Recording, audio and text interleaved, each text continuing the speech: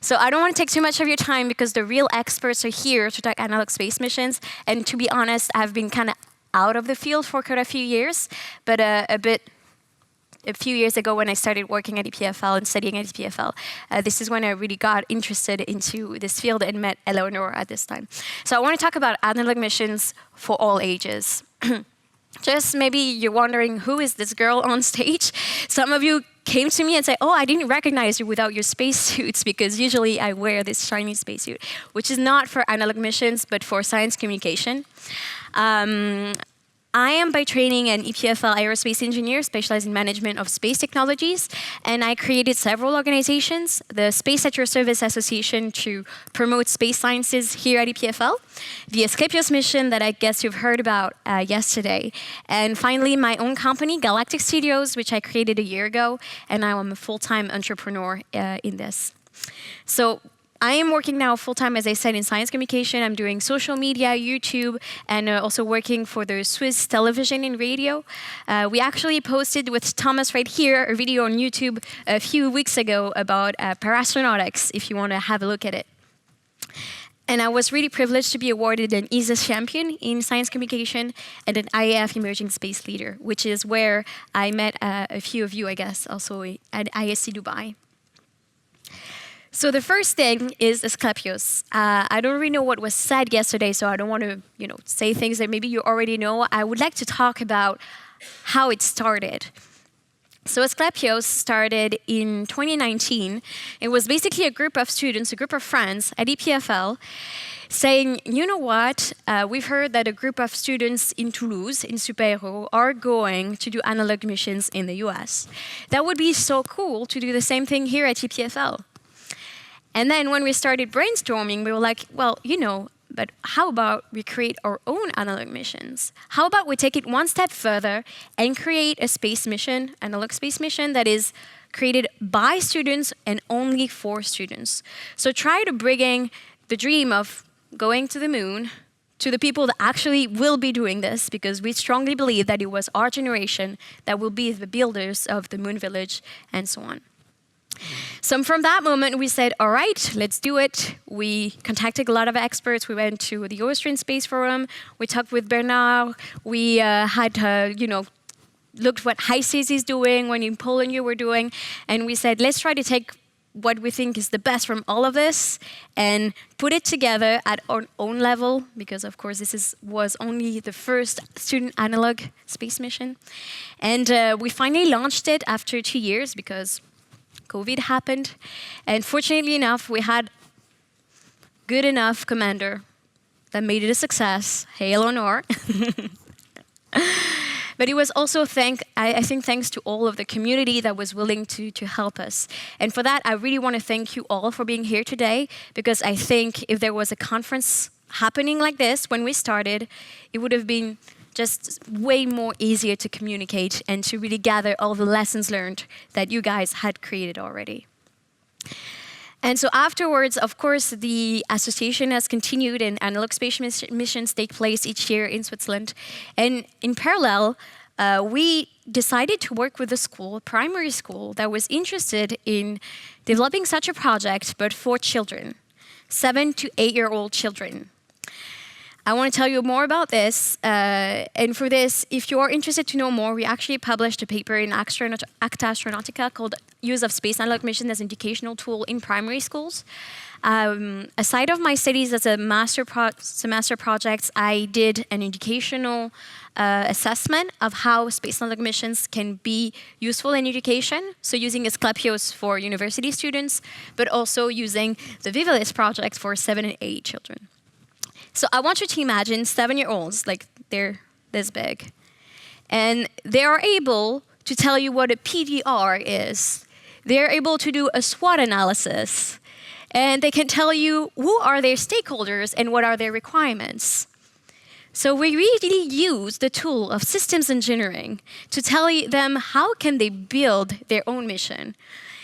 Each trimester, they would pitch in front of experts space experts like our real astronaut, Chloé Carrière, and tell them, listen, we want to go to Mars, and here's what we decided to do, how we decided to build our base, because we think, from what we've read, that this is the best choice ever.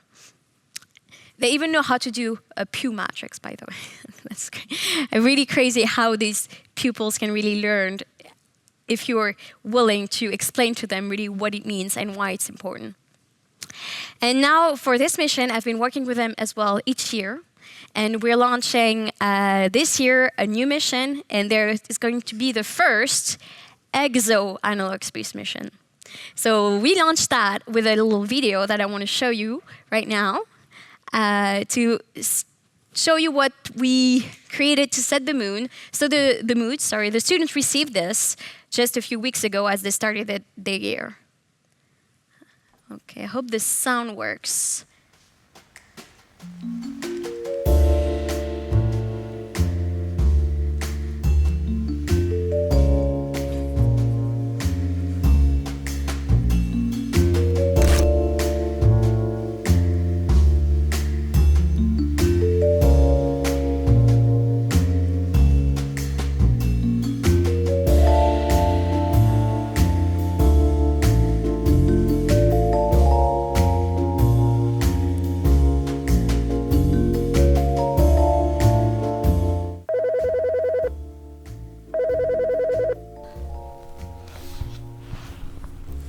Hey.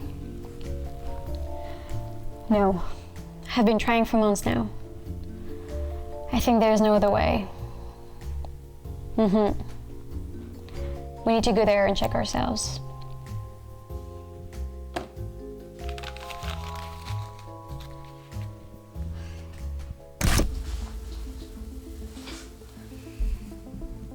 Chers élèves de Vivalys, cette année, nous avons fait une découverte scientifique incroyable. 7 planètes que nous avons nommées Gliese 12b, qui ressembleraient à la nôtre et pourraient potentiellement abriter la vie. C'est la plus proche que nous ayons jamais trouvée à ce jour, en dehors du système solaire. Vous êtes sûrement au courant que la Terre va mal, et nous essayons de toutes nos forces de lutter contre le dérèglement climatique. Mais nous devons savoir si cette planète pourrait être une planète B. Mais nous avons un problème. Malgré toutes les données que nous avons réussi à collecter grâce aux télescopes spatiaux, nous n'arrivons pas à déterminer si cette planète arrive à conserver son atmosphère et si la vie y est effectivement présente. Aujourd'hui, nous n'avons pas le choix. Nous devons y aller et en avoir le cœur net. Nos prédictions sembleraient indiquer qu'un trou de verre nous permettrait de nous y rendre assez rapidement dans les prochaines décennies. Après discussion avec la NASA et l'Agence spatiale européenne, nous avons besoin de votre expérience en mission spatiale analogue pour simuler une telle mission et donner une marche à suivre aux agences. Je serai bien entendu à vos côtés pour vous accompagner. Vous êtes notre dernier espoir. J'espère que vous accepterez cette mission. La Terre et l'humanité ont besoin de vous.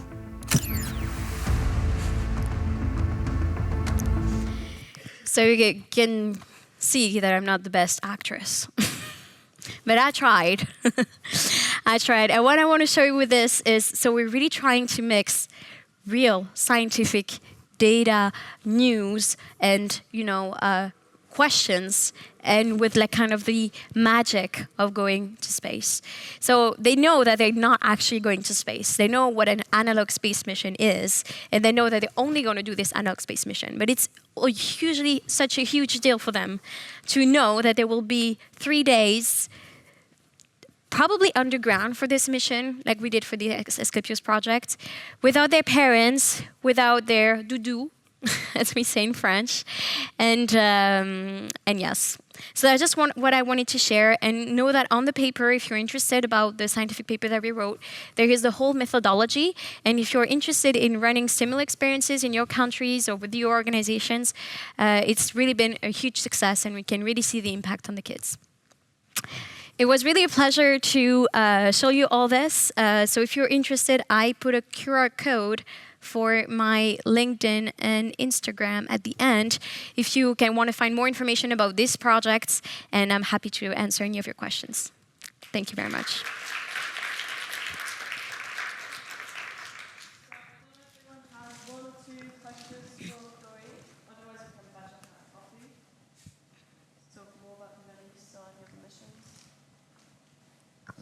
Got a question from Sean.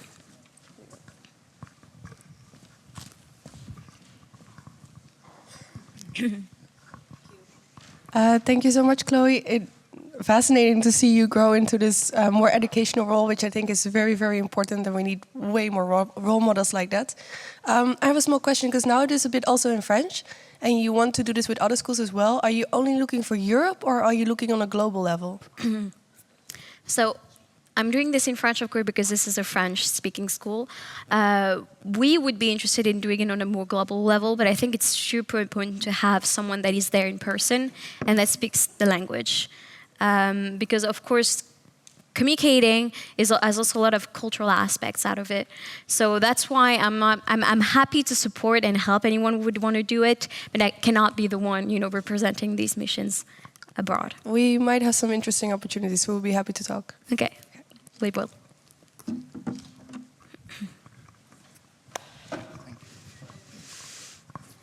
Hi, ma'am. What drew you to build this Instagram channel, following, what have you, after becoming an engineer? So I started studying physics at EPFL because I wanted to become an astrophysicist. Then when I did internships and realized what the job what an astrophysicist was, I didn't realize that it was not meant for me. It's not only looking at a telescope, but rather writing code.